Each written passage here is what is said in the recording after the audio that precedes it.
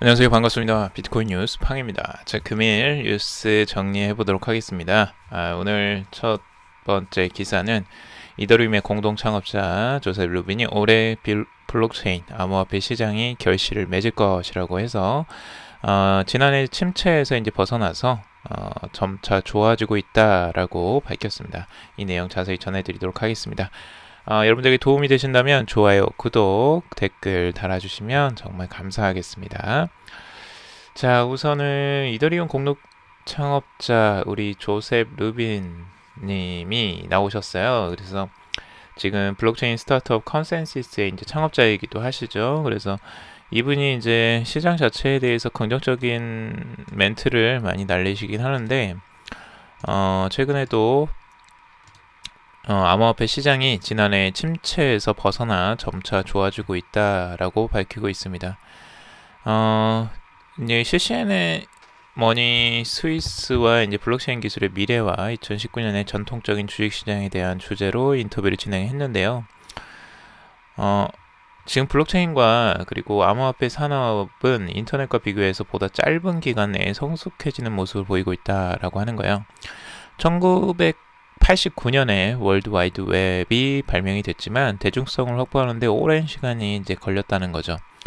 실제 대중들이 그걸 사용하고 이용하는 데까지도 거의 뭐 10년이 넘었죠. 그래서 그런 오랜 시간이 걸렸는데 지난 10년 동안 암호화폐 시장은 많은 호황과 이제 조정을 겪었습니다. 그리고 특히 지난해 약세장이 지속되며 시장은 위축됐지만 1년 전과 비교해 몇 배 더 많은 인재들이 블록체인 산업에 유입이 됐고 블록체인 및 암호화폐 산업의 미래는 밝다고 강조를 했습니다. 전체적으로 시장이 이제 암호화폐 바닥이라고 이제 이야기를 많이 하는데요. 그러니까 호황과 조정은 항상 계속 반복되어 왔었고, 그리고 2018년을 자신의 이제 트위터에는 이렇게 썼습니다. 암호화폐 바닥의 해라고 했고요. 암호화폐 시장의 바닥은 시장에 대한 퍼드, 그러니까 두려움이나 불확실성, 의심을 뜻하는 이제 암호화폐 시장의 용어인데요. 이로 인해 발생한 것이라고 언급을 했습니다. 그는 하늘은 무너지지 않는다. 제가 추측하기로 2019년 미래는 아주 밝다고 전망을 했습니다. 물론 조셉 루빈의 이 말이 확실하게 뭐 100% 맞냐 아니냐를 따질 수 있는 건 아닙니다. 그런데 시장을 어떻게 보느냐가 굉장히 중요해 보이고요.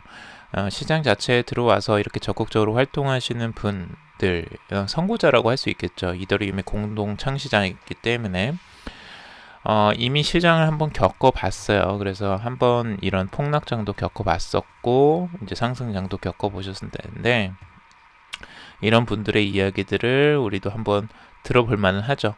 그리고 시장을 항상 부정적으로만 보면 절대 살아남을 수가 없습니다. 이런 투자 시장에서 부정적인 시장만을 가지고는 살아남을 수 없기 때문에 우리가 얼마나 이제 긍정적인 시각, 미래에 대한 희망 이런 것들을 가지고 살아야 되고요.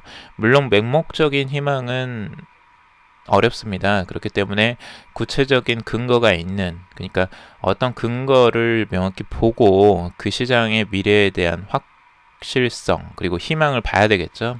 지금 여기서 조셉 루빈이 말하는 건 결국에는 이 시장, 블록체인 시장에는 인재들이 많이 들어오고 있다라는 거예요. 그러니까 가격 하락에도 불구하고 계속 그 좋은 인재들, 블록체인 산업에 인재들이 들어오고 있고 시장은 확장되어 가고 있다라는 것들이 긍정적으로 보고 있는 거죠. 저도 그게 본질적으로 맞다고 생각을 해요. 시장에 새로운 사람들이 들어오고 인재들이 들어오고 있다는 건 그 시장은 발전 가능성이 훨씬 더 높다라고 보여지기 때문이죠. 그래서 그런 부분들을 주요적으로 봐야 된다고 보고요. 그리고 나스닥 7개 암호화폐 거래소와 협력 추진을 한다고 합니다.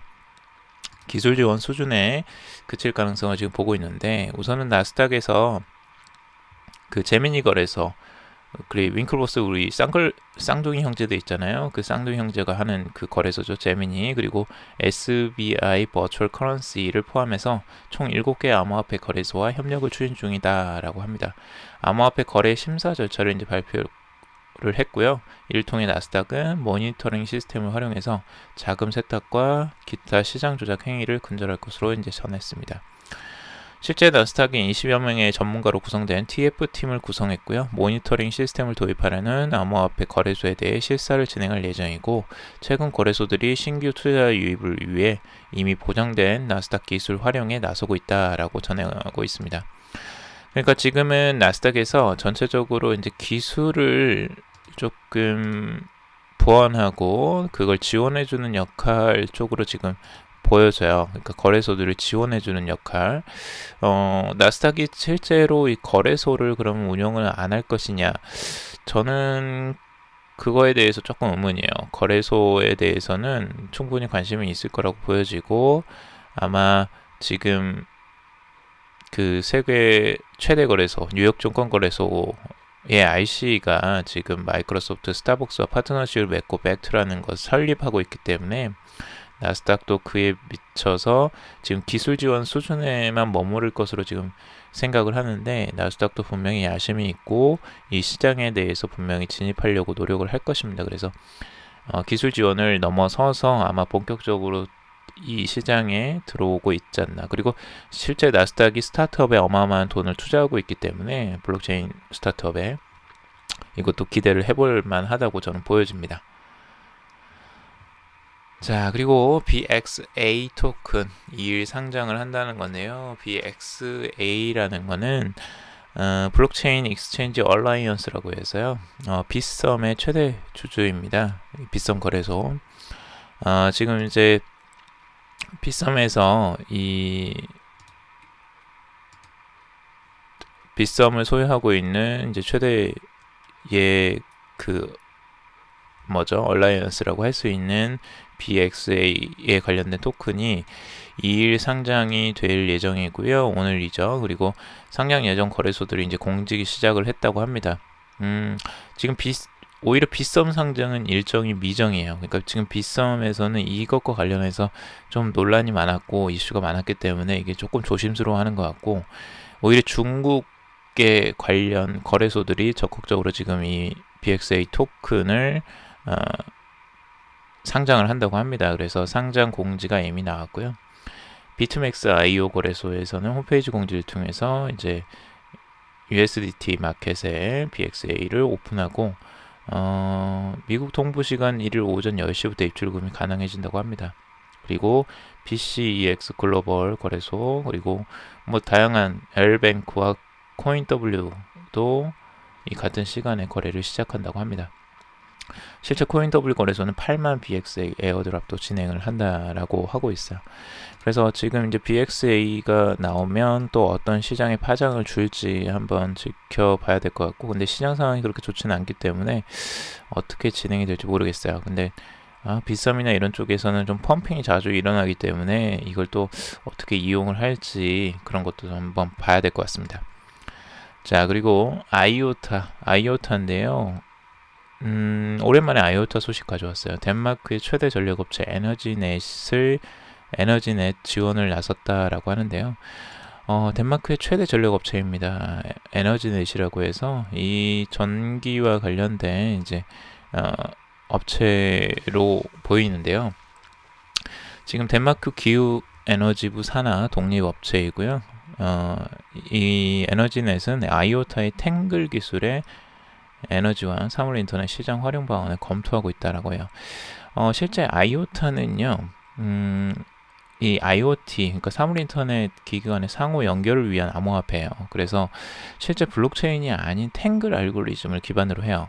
이게 재미있는 부분인데요. 실제 블록체인 기술하고 조금 차이가 있습니다. 그래서 블록체인 기술을 사용하는 건 아니에요. 아이오타는. 그래서 사물 인터넷에서 조금 더 효율적으로 그 전체가 모든 시스템의 그룹 네트워크가 이걸 검증하는 게 아니고 일부가 이제 검증을 하게 만드는 좀 새로운 시스템이라서 요거에 대해서 논란도 많았어요. 근데 지금 아이오타가 의외로 또 그런 부분의 확장을 천천히 해나가는 부분은 긍정적으로 보여집니다. 그래서 실제 덴마크의 최대 업체도 이런 협력을 할 정도면 꽤 그래도 이 기술에 대해서 믿음이 가기 때문에 그러지 않을까라는 추측을 좀 해보는데, 한번 시장을 봐야 될 것 같습니다. 그래서 가정과 산업에서 이제 사물 인터넷 기술은 중심이 될 것으로 보여지고요. 이제 디지털화, 그린 에너지 시스템을 위해서 빠르게 이 발전하는 기술들을 지금 접목하려고 하는 것 같습니다. 실제 이제 전기와 이제 그린 에너지 이쪽에서 사물 인터넷은 사용될 수밖에 없고요. 전기를 자동적으로 서로 주고받고 사고팔 수 있는 그런 시스템이 아마 스마트 시티와 연결돼서 나올 것으로 지금 보여져요. 그래서 이 IoT 시스템은 굉장히 중요한 부분이고, 만약 IoT가 이걸 잡는다면 굉장히 큰 시장을 잡아갈 수 있겠죠. 근데 지금 이 경쟁 업체들도 꽤 있기 때문에 요건 한번 더 지켜봐야 될 것 같고요.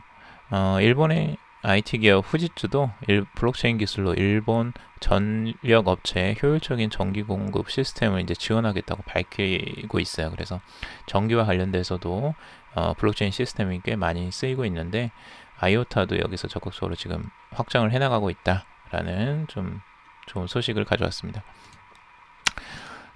자, 그리고 세계적인 제약 기업인데요. 이 머크사가 블록체인과 AI를 통해서 제품의 진위 여부를 가려낼 기술의 특허를 취득했다는 거예요. 이 정말 세계적인 기업입니다. 이 머크사는 굉장히 큰 제약회사고요. 역사도 굉장히 오래되었어요. 근데 이 제약회사에서 블록체인과 AI 기술을 통해서 이 물리적인 특성을 가진 사물의 진위 여부를 확인하는 이제 시스템의 특허를 미국 특허청으로부터 취득했어요.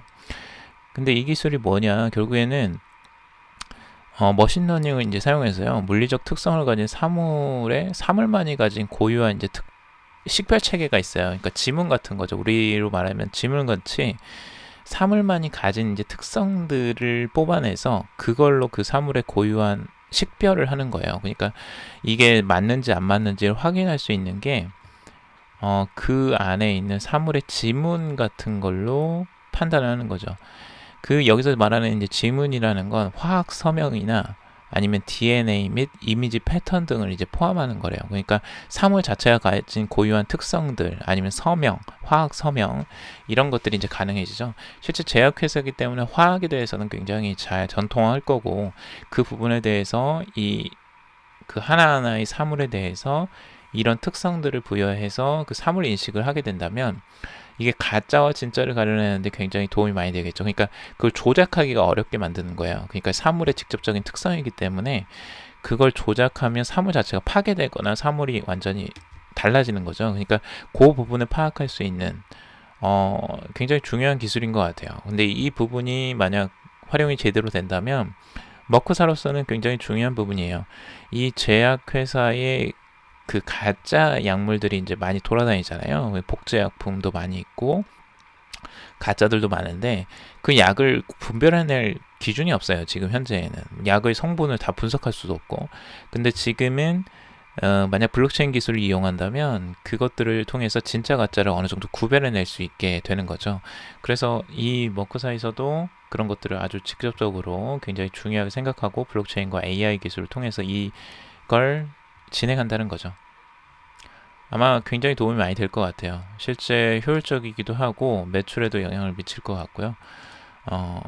비용 절감에도 굉장히 크게 효과를 나타내겠죠. 자, 그리고 IBM에서 지금 28톤의 이제 규모역의 실시간 블록체인 배송 추적 실험을 한다는 건데요.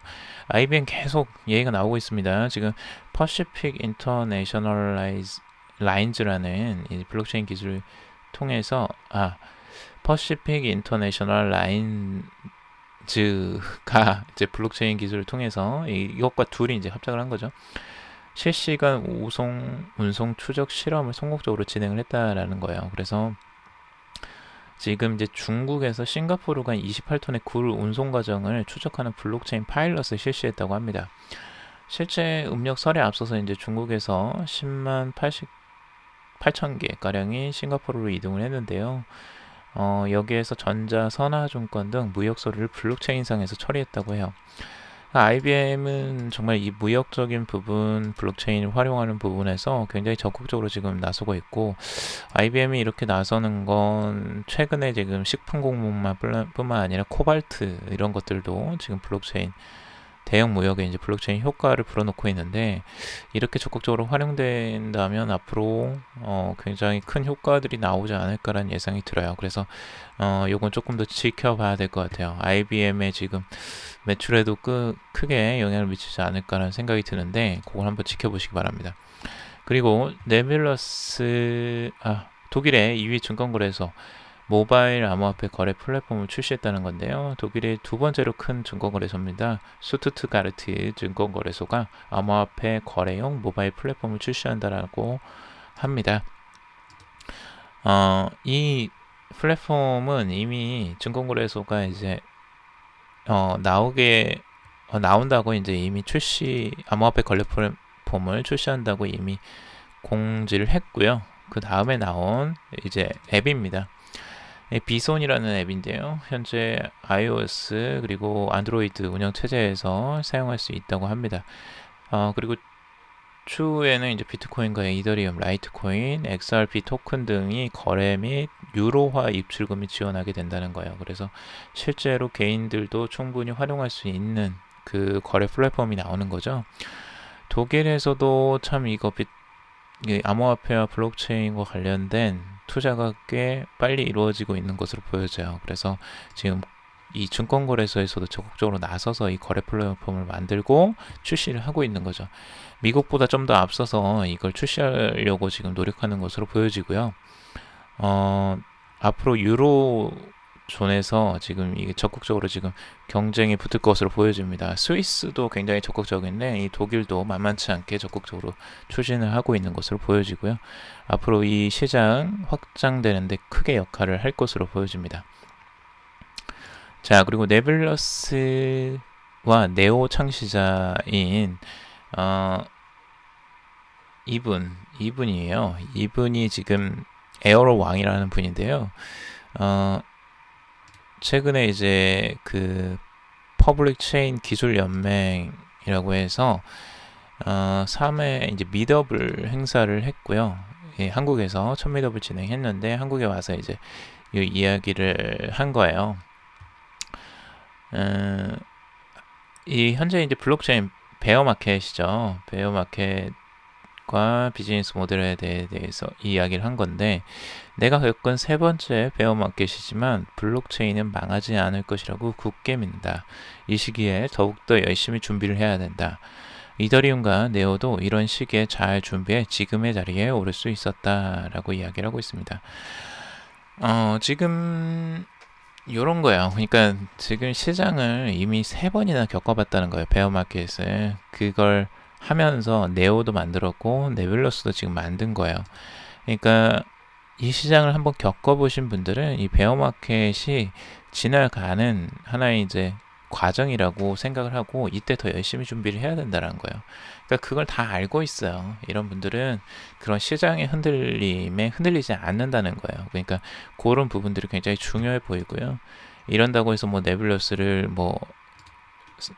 긍정적으로 보고 이런 게 아니고, 시장 자체에 흔들림이 없는 이런 분들, 이제 실제 이 시장에서 어느 정도 실력을 보여주고 있고 결과를 만들어내시는 분들은 그것보다 더 중요한 게 자신의 목표를 설정하고 그거에 집중하는 그런 능력들이 더 중요하다는 거죠.